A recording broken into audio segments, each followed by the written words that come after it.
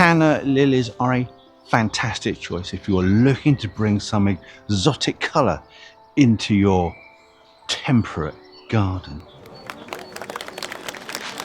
And it's not just exotic blooms, you can also get some really very good foliage colour on plants such as your Cleopatra or your Tropicana species. What?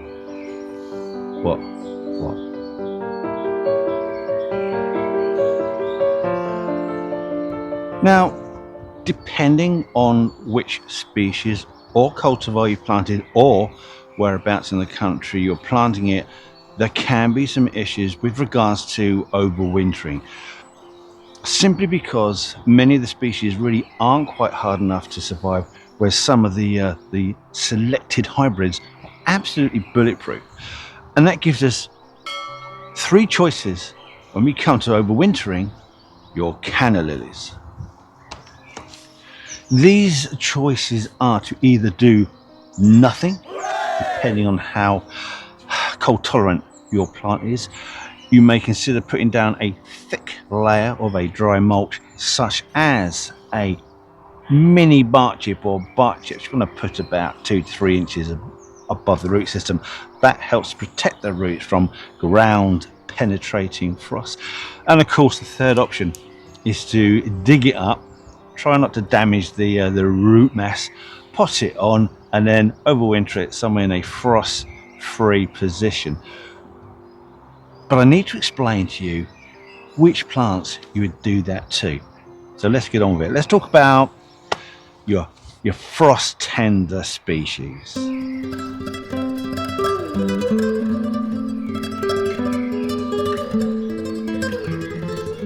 Your genus Canna is only found in the tropical Americas, and they are all frost tender. They are not capable of coping with temperatures really below about 3 degrees Celsius. You certainly don't want to have a frost on it, because anything that gets into the ground, cools that down, will damage your root system. So plants such as your Canna indica will need to be lifted if you're growing these in the UK, unless you're on the very mildest regions of the southwest coasts.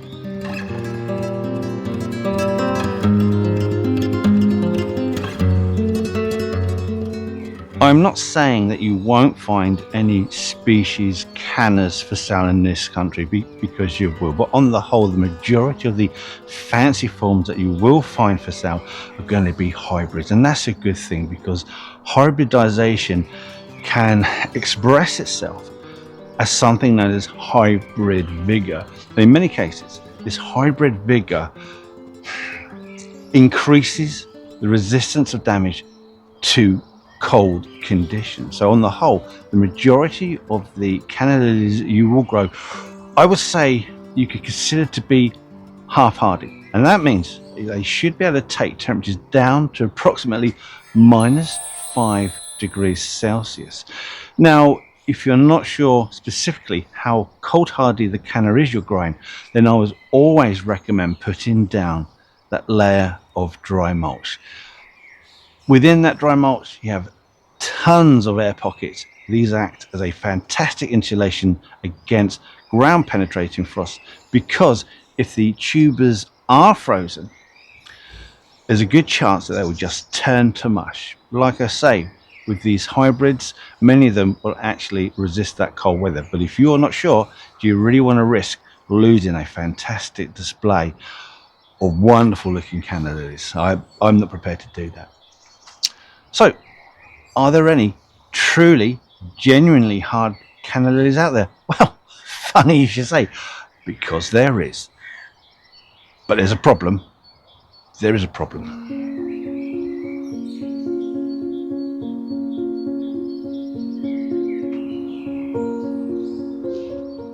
What are you doing there?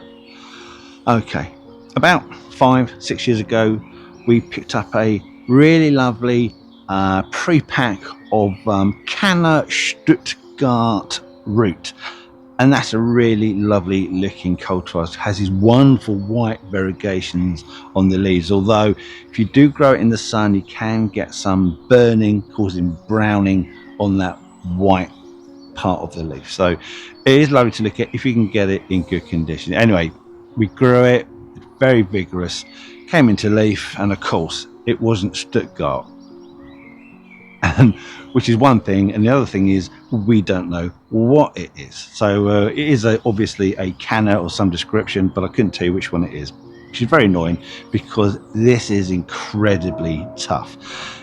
We've had it outside, we've never put down a dry mulch to protect it, and yet it's survived winters where we have had temperatures go down to somewhere between -7, -8 degrees Celsius. Now, if you look at the Royal Horticultural Society's table of hardiness, a half-hardy plant is one that tolerates temperature between 0 and -5, and a hardy plant somewhere between -5, -10 degrees Celsius. So you've got Canna species that can't take a frost tender, and yet with hybridization they've been able to produce some rock solid hardy plants. Now, that may still not be hardy enough for you if you live somewhere further north where you get temperatures below -10 to -15, but we don't experience that here, so I can only go by my experience. So fully hardy Canna lilies exist. We have one, but I can't tell you what the name is.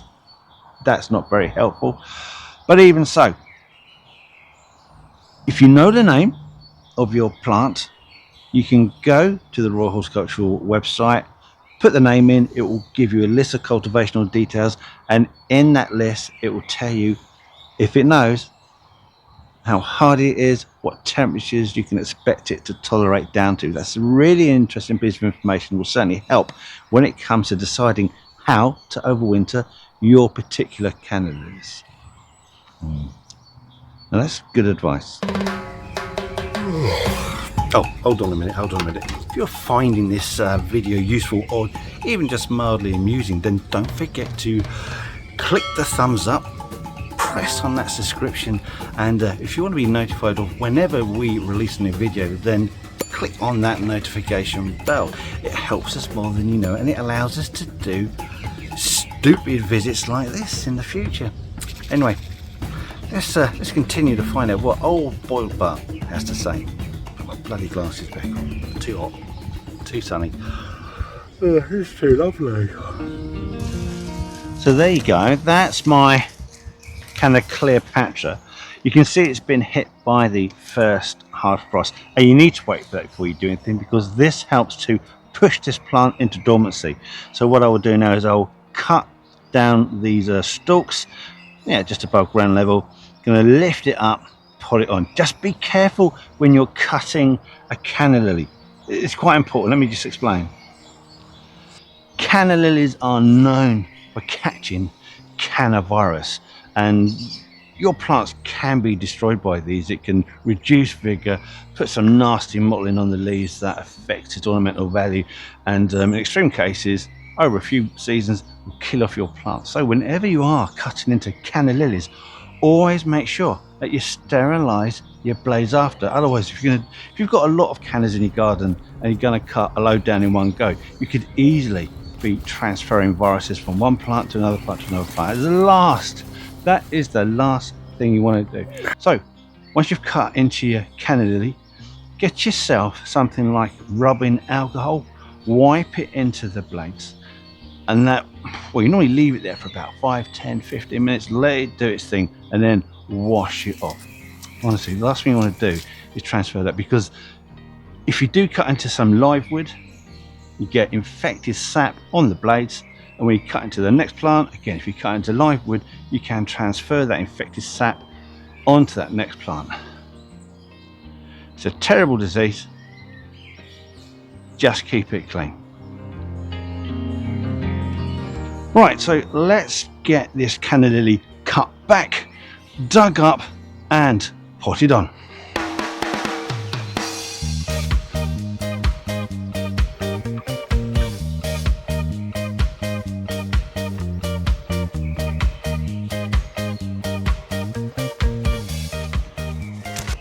So here is the root mass, which seems to conveniently split into, here we go, two sections. And there's two things you can do with these.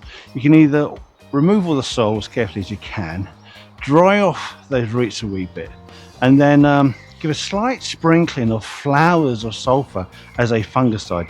And then you can either store it dry, wrapped in newspaper, although you might need to spray it with water during the winter period while you're storing it, or plant it up into like a dryish compost or moss peat, although you can't get that in this country, or like a horticultural grit. But again, you don't want these to desiccate over the winter period, so they might need a little spray of water to keep them dry. Or do as I'm going to do, I'm just going to pot these up into some regular multi-purpose compost and then put them into the greenhouse. That way they'll have an opportunity over the winter and early spring to increase the root system, bulk up some of those tubers, and really come out fighting once the weather picks up. So that's what we're going to do.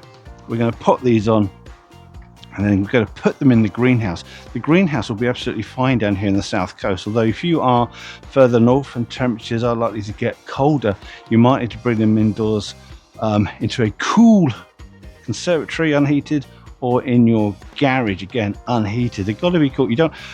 They might be dormant, but if temperatures start increasing to over 5 degrees, God forbid 10 degrees, they're going to start sprouting. I mean, it's mild here now and they're already starting to sprout. You can see that there. So there you go, potting on, let's go. So if you can, and I'm not saying that you should, always try and use a fresh unopened bag or multi-purpose compost or whatever you're going to use, simply because these pre-packed bags are heat sterilized, so you know there's no pests or pathogens or any horrible nasties in there that could be transferred onto your roots over the winter period. And with your pots, if you're using an old pot, make sure it's all washed off, again sterilized, ready for potting on.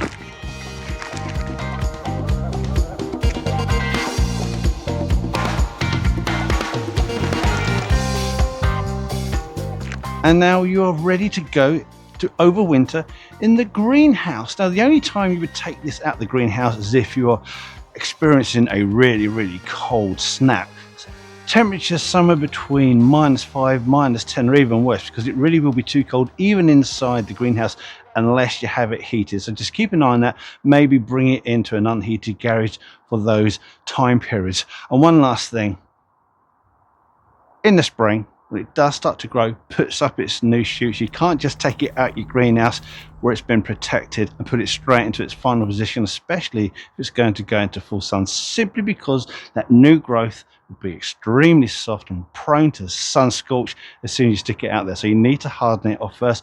Hardening off will take between about 7 and 10 days. You need to put it out in the morning, give it a little bit of morning sun, bring it back in after about half hour or so, and then day by day build it up until it is fully capable of staying outside in direct sun. And there you go. Those are my mistakes to avoid when it comes to overwintering Canna Lilies. If I've missed anything, don't forget, put that in the comments. We'd love to hear from you. And of course, if you've got any other great ways to overwinter your Canna Lilies, then let us know, because we'd like to hear. Thanks for watching. I'm going to wash my hands. Cup of tea. Right, now, just before you go, if you want to see more content, more behind the scenes stuff, and images that I've taken of some weird freaky plants over the years, then you're in luck, because we've created an Instagram page. So you can find the link in our description. You can find the link on our main page, and if I'm clever enough, I might be able to get a link somewhere up there. Anyway, thank you for watching, and if you want to see more YouTube stuff, then check out this video here. That's quite a good one. And if it doesn't float your boat, then another one right there. And enjoy these while I still got the strength, imagination and aptitude to make them. Thank you for watching. Goodbye.